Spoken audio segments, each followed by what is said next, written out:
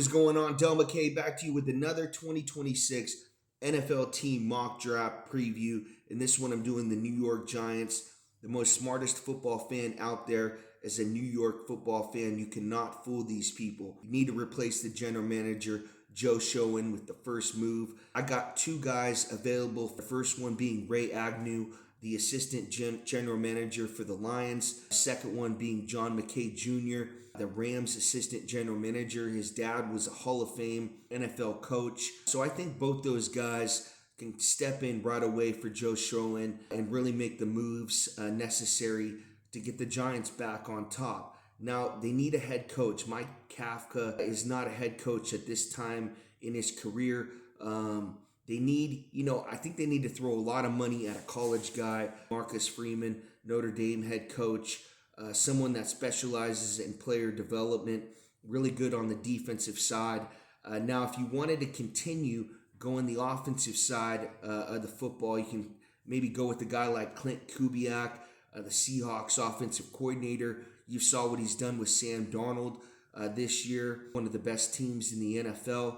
Chris Shula, the Rams defensive coordinator. There's a lot of ways the Giants can go. They need to replace Joe Schoen and Mike Kafka. I don't think those guys are the answer in 2026. Now, if you do go with a new coaching staff and a new GM, there is a possibility they can move on from Jackson Dart. I do think that is a mistake. Dart has a year of experience already. I think with the right pieces surrounding him, the right re-signings, guys like Wan'Dale Robinson need to be re-signed.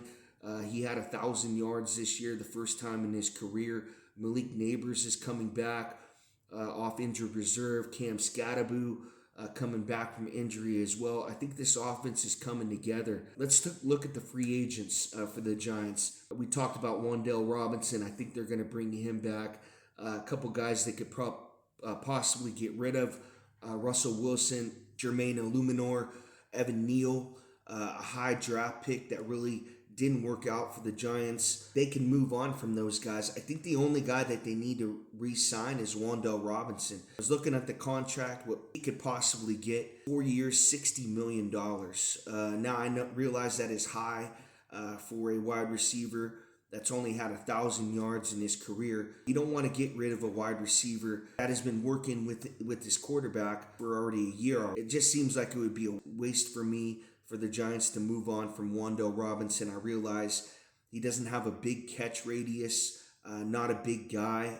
Kind of his route tree is limited. I do think he's a guy who could take it to the house. He's got special speed, stop on a dime, make guys miss. Giants like to run those bubble screens, get guys going in motion. He's a solid slot receiver in the NFL, and he's young too. So I could see the Giants paying him 4 years, $60 million. Let's look at free agency. Guys that this team could sign. I really think they need to look at the second and third levels of their defense. Their defensive line is set. They got guys like Burns and Dexter Lawrence, guys like that. But they need a linebacker. They need a corner in free agency. A couple guys that could help them. Devin Lloyd from Jacksonville. A guy that picked off Patrick Mahomes in a game, a really solid linebacker. You could tell he watches a lot of tape from when I watched him in that Kansas City game. But Devin Bush, Cleveland, coming from a really good defense in Cleveland. Their offense is really bad, but that Cleveland defense seems to always hold opponents under 20 points. Quincy Williams from the New York Jets, Quinnen Williams' brother. I do believe that the Jets are going to move on from him. They've already traded Quinnen Williams. So I could see him being available. Still pretty young as well, 27 years old. I try to pick the linebackers that are well under 30 because I know the Giants want to stay young on this roster.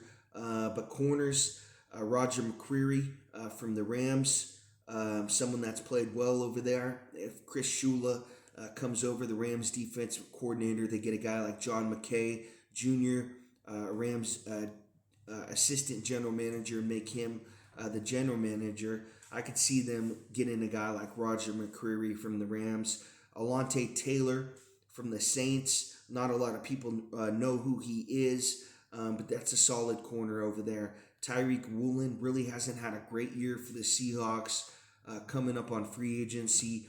Still very young. I think he's going to get paid. Now looking towards the draft, this team needs to trade out of the number 2 spot. There's no reason for them to be there. They shouldn't be taking a quarterback. They should be sticking with Jackson Dart in 2026. And I was looking at teams that could possibly want to trade up. One of them being the Rams. They have Matthew Stafford. They signed him to a 2-year deal. He's going to be in the last year of his contract in 2026. The Rams have 2 first-round picks. They're known for making big moves. Remember them trading Jalen Ramsey, going for it back then, and trading Stafford for Jared Goff. They're known for making big moves out there. And I could really see them trading their first overall pick and, a bunch of picks for that number 2 position and grabbing a quarterback. In the trade that I put together, I have the Rams trading the 12th overall pick, the 55th overall pick in the second round, the 6th overall pick, or 6th round pick, 206, and a 7th round pick, 234 in the 2026 draft, and then a first round pick in 2027, a 3rd round pick in 2027, and a 5th round pick in 2027 for the Giants' 2nd overall pick. And I think any Giants fan would be happy about this trade. You've already seen teams like the Bears trade up for Caleb Williams to that number 1 overall pick.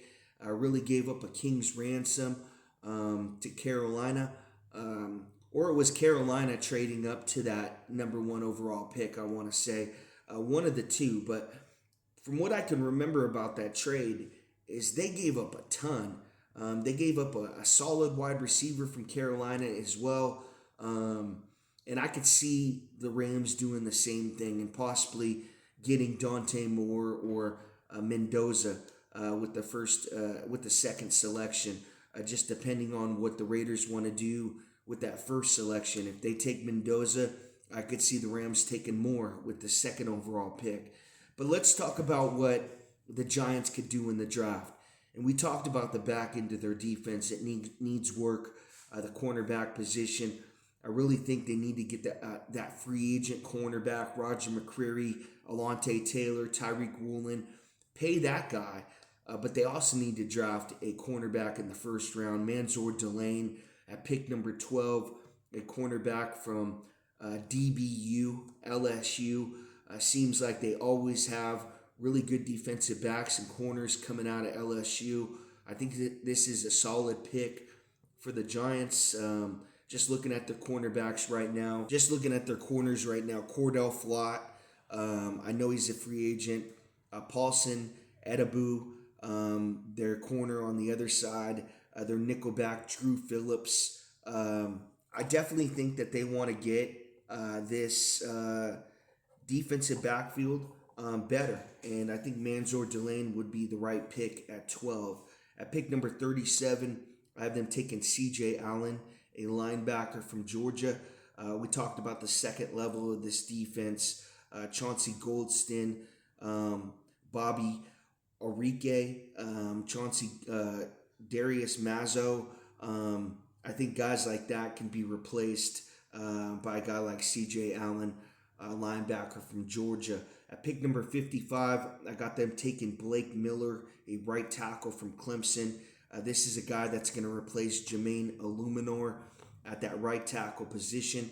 Andrew Thomas is coming back from IR next year as well. And this offensive line is going to be coming together to protect Jackson Dart. At pick 103, I got them taking Keenan Nelson Jr., a safety from Ohio State. Dane Belton and Javon Holland. I think Belton can be replaced. Javon Holland's a solid safety. But Keenan Nelson Jr. is the pick for me here at 103. At pick 140, I got them taking Ian Strong, a wide receiver from Rutgers. They re-signed Wan'Dale Robinson. They got Malik Neighbors back. They got a couple agile wide receivers. Now they need to get a bigger threat on that outside, and that's Ian Strong, 6'3", 230 pounds, someone that can get off man coverage and really bully smaller defensive backs in press coverage. I like them picking Ian Strong, a wide receiver from Rutgers, at pick 140. And then at pick 186, Ia Panini Lalulu, a guard from Oregon. This is really your Evan Neal replacement as well. Taking a Blake Miller, taking a Lalulu, a guard from Oregon. I really think this is going to help their offensive line in protecting Jackson Dart. That should be an underrated focus heading into the 2026 offseason. But the main focus for me is the back end of this defense. At pick number 193, I got them taking Zane Durant, a defensive tackle from Penn State. Pick number 195, I got them taking another playmaker, Brennan Thompson, a wide receiver from Mississippi State. At pick 206, I got them taking Eli Raridon, a tight end from Notre Dame. At pick 234, I got them taking Logan Fano, a defensive tackle from Utah. So my goal with this draft is to get the Giants ready to go in 2026. This team should be a contender. They don't have a rookie quarterback anymore. They got a lot of guys coming back from injury. Andrew Thomas, Malik Neighbors, Cam Scatteraboo, some big pieces on their offense.